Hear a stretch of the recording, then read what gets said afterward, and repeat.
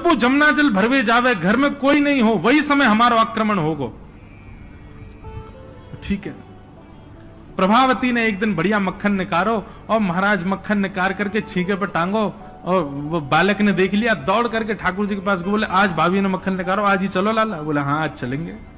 प्रभावती यमुना जल भरने के लिए गई, ठाकुर जी उसके यहां प्रवेश कर गए, और प्रवेश करके महाराज चार के ऊपर तीन के ऊपर दो के सबसे ऊपर ठाकुर जी, और ठाकुर जी लेकर के बढ़िया मक्खन खाने लगे। मक्खन पाते हैं, ग्वाल बालों को पवाते हैं, और जब सब पा लेते हैं तो फिर मरकान भूषण संग में बंदर और चलते हैं उनको भी पवाते हैं।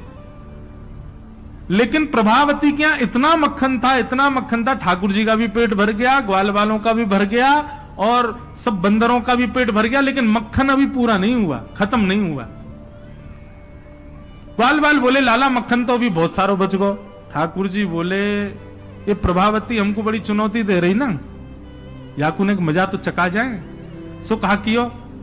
ठाकुर जी ने एक हंडी लई, एक लठ लियो, और वहां से वह हंडी को फोड़ दियो, जितनो मक्खन हो सब नीचे गिर गयो, और वह मक्खन को चौका लगा गए, पोंछा कर गए पूरे घर में।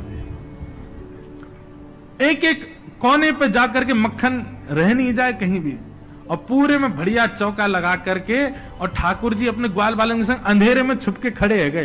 बोले देखियो अब मजा आवेगा, प्रभावती आवेगी। प्रभावती आई, सिर पर दो मटकियां बड़ी अचक करके चल रही थी, संभल के चल रही थी।